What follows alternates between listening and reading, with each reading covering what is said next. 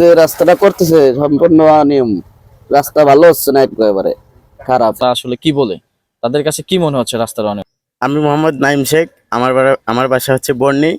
আমি একজন স্টুডেন্ট, আমি কলেজে পড়ি। হ্যাঁ, আমার বাইক আছে। আমি এই রাস্তা দিয়ে যখন চলাফেরা করি, দেখেন কিরকম রাস্তা দিচ্ছে। এই রাস্তা দিয়ে করলে আমার বাইকের চাকার সাথে মনে করেন স্লিপ করে পড়ে যাওয়ার সম্ভাবনা বেশি থাকে। এর থেকে আগে যে রাস্তা ছিল সেই রাস্তাটা অনেক সুন্দর ছিল, এখন যা দিচ্ছে একদম পুরো ভুয়ো রাস্তা। আর বিচ্ছিরি হয়েছে। এর থেকে আগের রাস্তাটা আরো অনেক সুন্দর ছিল। আমরা দেখি কয়েকজনের সাথে আলোচনা করে দেখি স্থানীয় যারা আছে।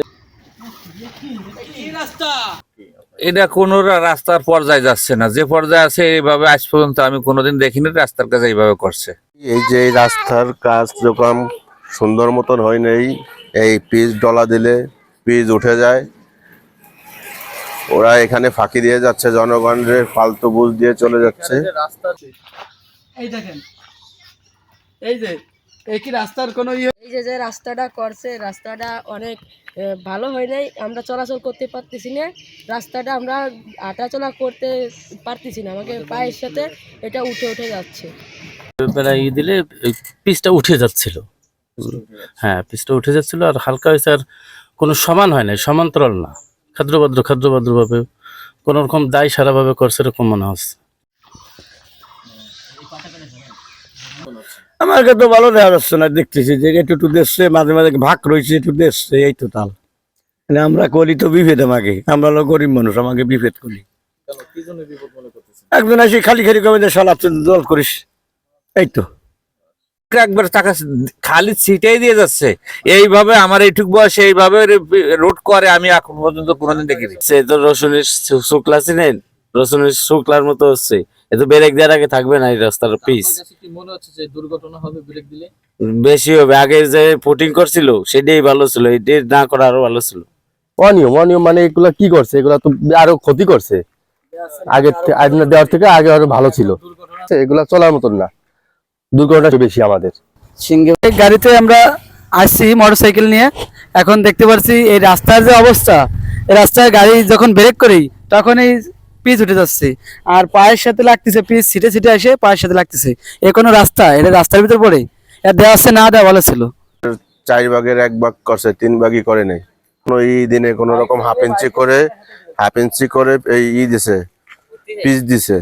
আমার বন্ধুগণ, আজকে আমাকে বন্যের রাস্তায় যে কার্পেটিং এর কাজ চলছে, কার্পেটিং ঠিক মতো দিচ্ছে না। যে কার্পেটিং দিছে, ধরেন এই কার্পেটিং পাওয়া যাবে মনে করেন 1 থেকে 1.5 ইঞ্চি, হাফ ইঞ্চিরও কম দিচ্ছে। যেহেতু গাড়ি রাস্তায় চলতেছে, ব্রেক দিলেই সেই কার্পেটিং উঠে যাচ্ছে, তাহলে এর দেয়া আর না দেয়া তো মিথ্যে কথাই, এগুলো দরকারই নেই। দিবে ভালো মতো দিবে না মোটেই আলাদা লাগবে। রাস্তা সম্পূর্ণ অপূর্ণ হয়ে গেছে, তাহলে রাস্তা ব্রেক করলেই কারণে উঠে যায়, আরো ভালো করতে হবে। আমরা রাস্তাটা ভালো চাচ্ছি, রাস্তা এই মুহূর্ত থেকে খারাপ হচ্ছে, রাস্তা ভালো উঠে যাচ্ছে ব্যানের সাথে।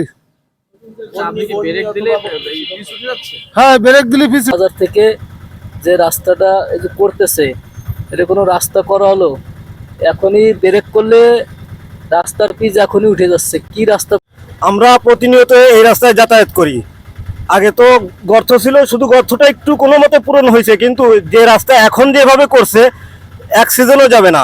এখন ঝাড়ু দিলে আপনার মনে হয় যে পায়ের ক্যান্ডেলের সাথে ময়লাগুলো উঠে যাচ্ছে।